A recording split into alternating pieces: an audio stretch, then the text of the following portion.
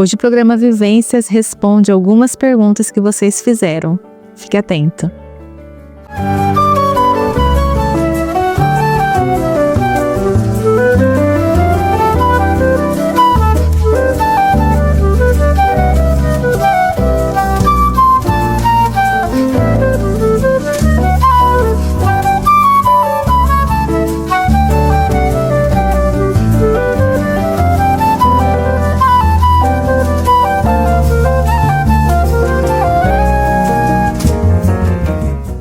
Oi pessoal, tudo bem com vocês? Mais um episódio do programa Vivências aqui na sua TV Canal 4 Marília.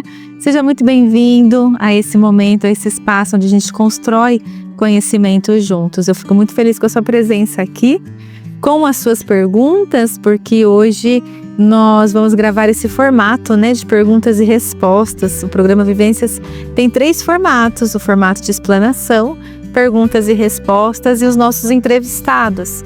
E as perguntas eu recebo numa caixinha de perguntas que eu coloco no Instagram, no @psicóloga Ana Gláucia Lima.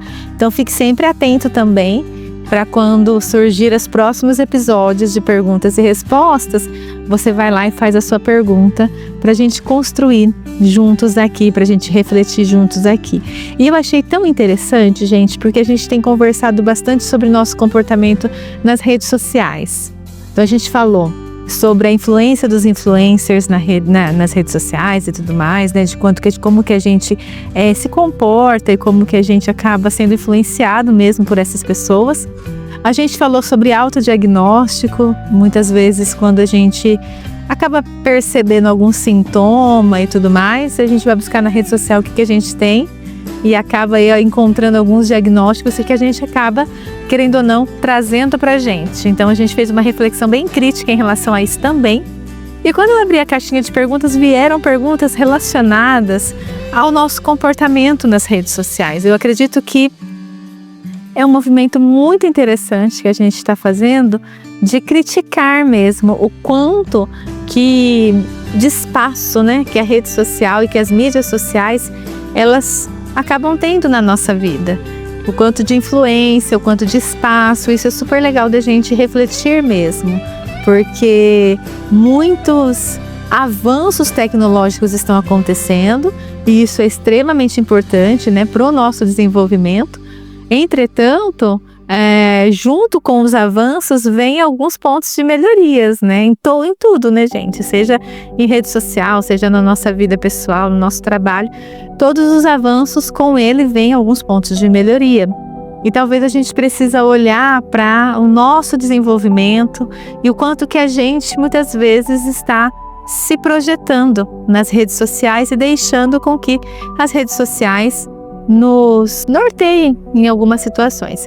Quando eu digo redes sociais, eu não falo de rede de apoio, eu falo de mídias sociais. Então eu vou tentar trocar para mídias sociais aqui para você entender, tá? E eu selecionei de algumas perguntas, algumas aqui para a gente construir juntos. E a primeira pergunta é: como que o uso excessivo das redes sociais ou das mídias sociais pode afetar a nossa autoestima e o nosso bem-estar emocional? Porque muita crítica há nisso, E às vezes as pessoas ficam assim, confusas porque não veem muito perigo nisso, veem realmente como um entretenimento e tudo mais. Porém, a gente tem que pensar em alguns aspectos, Primeiro que a gente consome muito conteúdo sem filtro, muito conteúdo sem crítica, muito conteúdo assim, rapidamente, impulsivamente, e muitos desses conteúdos são vidas perfeitas, são aquisições perfeitas, são formas de viver que as pessoas acabam querendo incutir pra gente, como isso é certo, é assim que faz e tudo mais, dividindo algumas questões pessoais e que a gente idealiza uma perfeição e foge um pouco da nossa realidade. Então, quantas vezes você olhou aí para as suas redes sociais digitais e se perguntou, meu Deus, por que a fulana tem uma vida tão boa assim e eu não? Nossa, porque fulana é tão feliz e eu não? Nossa, porque fulana conquistou tanta coisa, tá sempre tão bonita E a gente mal sabe que é um filtro ali, né? A gente mal sabe que são coisas que ela só posta a parte boa da vida, talvez a parte vida de verdade não posta, né? Então a gente acaba, tem até uma frase que a gente acaba comparando o palco da outra pessoa com o nosso camarim. O que isso quer dizer? Eu acabo comparando a minha vida real com a vida que o outro posta. E isso, gente, acaba gerando em nós várias distorções cognitivas que nós estudamos dentro da TCC, como, por exemplo, comparações injustas. Eu faço uma comparação da minha vida real com uma vida talvez que não seja tão real, com uma vida parcialmente colocada. Então, isso pode afetar negativamente. E o mais interessante disso é que isso vai entrando sorrateiramente. Nós não vamos percebendo naturalmente essas influências. Nós vamos ali consumindo conteúdo, e aí passa 1, 2, 3 horas consumindo conteúdos aleatórios que ficam gravados. Que nós somos influenciados, né? Até maneiras de pensar, forma de agir e tudo mais. Então a gente tem que tomar muito cuidado e criticar o que a gente consome e se de fato aquilo é real, né? Se de fato aquilo mostra pra gente uma vida real ou é uma vida de publicidade. Não é uma vida só parcial. Não estou dizendo que as pessoas não têm vidas legais e viagens legais, não. Mas às vezes as pessoas só postam isso. E aí a gente resume a vida da pessoa a isso. E não necessariamente, né? Então, nesse sentido que a gente pode perceber o uso excessivo de uma forma um pouco prejudicial. A próxima pergunta é: por que a gente sente tanta necessidade de aprovação nas redes sociais? E isso me deu um start para um novo tema mais para frente sobre dopamina e, aspas, dopamina barata, que é o que o pessoal está dizendo bastante hoje em vários lugares. Quando nós percebemos na rede social uma curtida, um comentário, percebemos uma aprovação, nós ativamos o sistema de recompensa do nosso cérebro, onde tem o neurotransmissor da dopamina, que é um neurotransmissor do prazer e desse bem-estar. Então, quanto mais a gente ativa, mais a gente quer, que é ali subjacente ao vício, né? Que a gente está falando dessas dopamina barata, que depois a gente vai conversar sobre isso. Então, a gente ativa esse sistema de recompensa.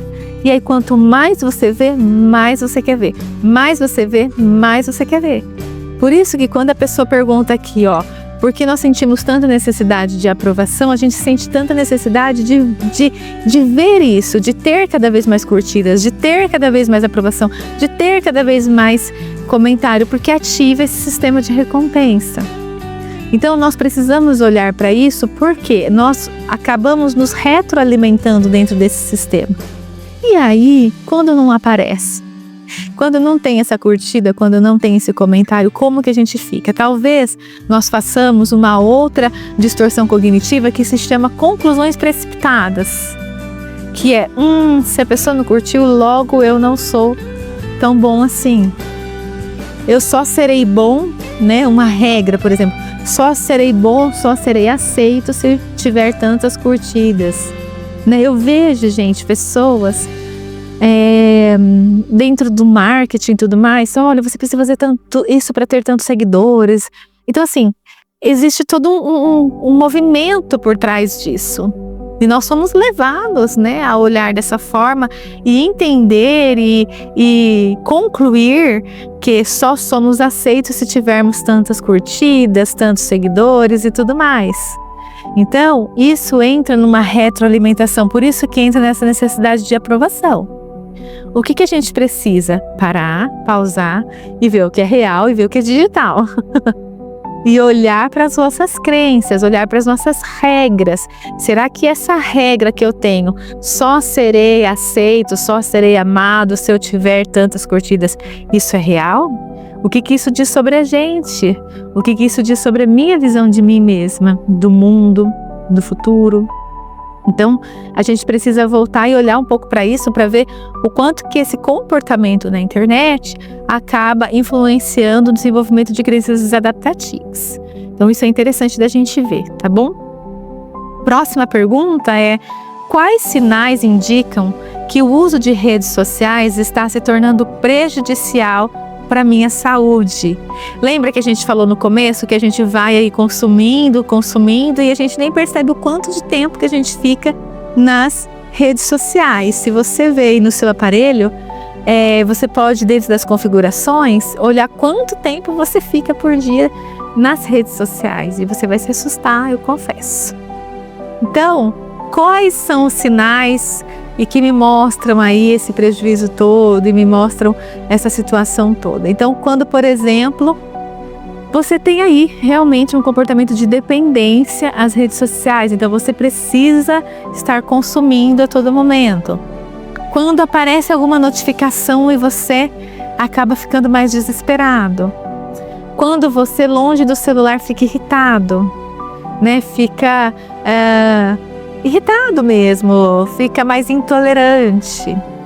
Quando você tem a necessidade de consumir aquilo, você pode se colocar à prova, né? Você pode, tirar as notificações de algumas redes sociais, você pode limitar o tempo que você está no seu celular em redes sociais, para você entender o quanto que você está mais, aspas, dependente das redes sociais. Se aquilo te causar um desconforto muito grande, a gente pode entender que isso é um sinal de uma dependência sim, tecnológica. A gente vê muito isso em crianças e adolescentes, né? Apesar de a gente achar que criança não pode ter redes sociais, tem muitas crianças que têm. E a gente vê essa dependência. A gente vê as crianças entrando em aí uma crise de abstinência sem o celular, sem redes sociais, né? Sem alguns aplicativos de relacionamento e tudo mais. Então, os sinais são o que acontece comigo quando eu estou longe dessas redes sociais. O quanto que eu tolero. Isso é uma dica super interessante. O quanto que você tolera estar longe. Será que você tolera bem ou não? Será que você precisa estar a todo momento?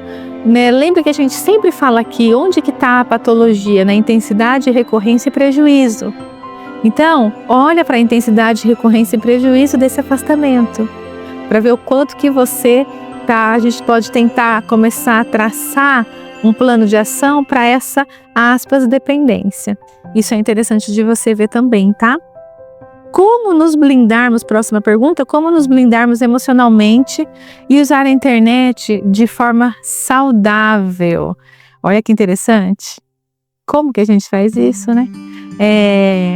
Resposta ouro para todo mundo. Parece que todo mundo quer saber isso mesmo, né? Bom, a gente precisa, para a gente resolver um problema, em primeiro lugar a gente precisa identificar esse problema. Então, se a gente identifica, né, nas perguntas anteriores, que realmente eu tenho uma intolerância muito grande de ficar longe do celular, realmente para mim é extremamente difícil, eu entro assim numa crise de abstinência mesmo, de ficar longe do celular. Quando a gente percebe esse comportamento, é importante da gente pensar assim: o que eu faço fora do celular? Quais são as formas de eu obter prazer sem estar no celular? Quais são os meus hobbies sem estar no celular? Então, tentar é o mesmo pensamento, gente, para dependência emocional.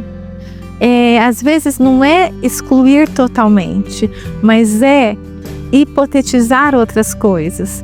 É você colocar outras coisas e outras formas junto com o uso do celular, ou então junto com a dependência que você tem. Então, se você só vê uma forma de descanso e uma forma de prazer estando no celular, a gente tem que colocar aí mais 3 formas, né? Mais 3 estratégias. Então, ler um livro, fazer uma caminhada, conversar com alguém, pintar, algumas formas que entrem paralelamente ao uso do celular. Por que a gente faz isso? Porque a gente diminui percentualmente o uso do celular para sua distração, para o seu entretenimento. Então, uma forma da gente se blindar e usar de forma mais saudável é a gente colocando outras atividades também além de você só ficar ali rolando feed. Outra possibilidade também é o que você consome.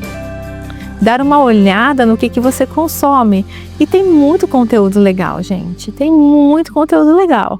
Então, olhar para os conteúdos que você consome e começar a consumir conteúdos que estão de acordo com seus valores. Conteúdos que te levam a um pensamento crítico, conteúdos mais saudáveis, inclusive, né? Conteúdos que mexam assim com você de uma forma saudável e não mexam com suas distorções cognitivas, crenças desadaptativas. Então, isso também é uma outra forma de você utilizar a internet e as redes sociais de forma saudável. Também a gente utiliza não só para entretenimento, né, gente? Então, aprender a usar a internet, a inteligência artificial também para crescimento, para estudo, para outras coisas, para informação, para conhecimento. Então, não só para entretenimento. Então, entender que a gente pode usar para diversas coisas.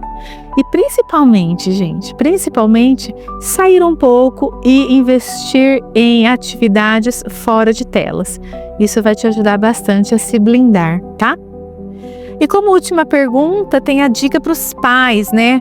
Por favor, dicas para os pais com os filhos, aspas, viciados na internet. É muito complicado isso porque é uma geração que nasceu no digital, né? Como que a gente tira o digital de uma geração que nasceu no digital?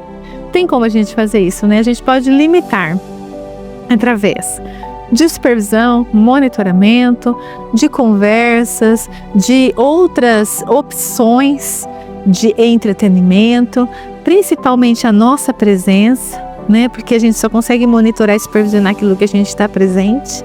Aquilo que a gente não está presente, a gente não consegue.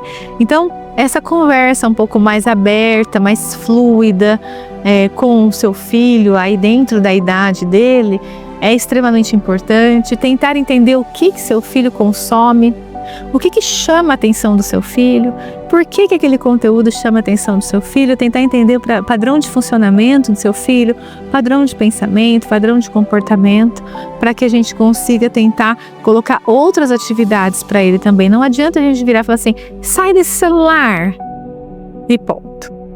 Nós precisamos ajudar. Por quê, gente?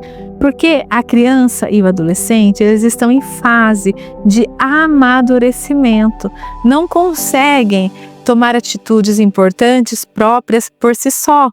Nós precisamos ajudá-los nesse sentido, a gente precisa ser apoio. E a gente entra num outro problema. O problema do nosso tempo, o problema do nosso exemplo, né? Eu já vi muitas situações de sai desse celular, mas eu tô no celular. Né? Para, não pode gritar, mas eu grito. Não faça isso, mas eu faço.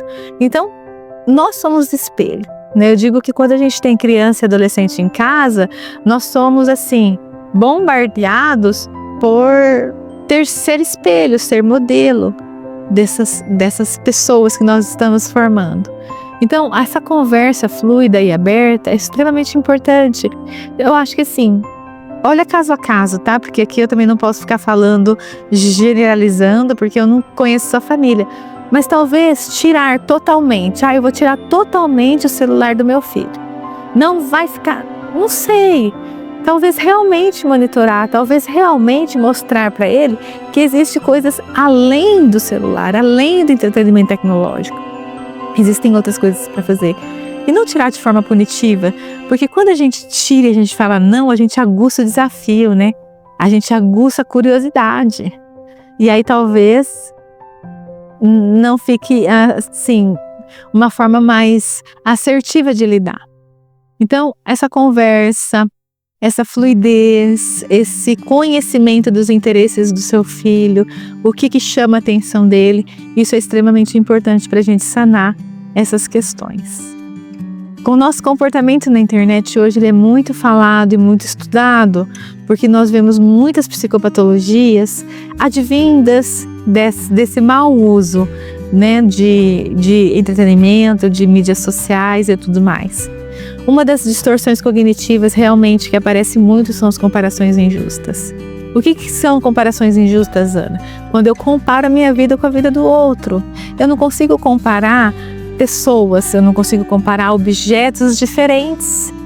né? A gente só compara aquilo que é igual, semelhante. A gente não consegue comparar o que é diferente. Então não tem como eu comparar a minha vida com a vida do outro. E a internet, em algumas plataformas fazem isso.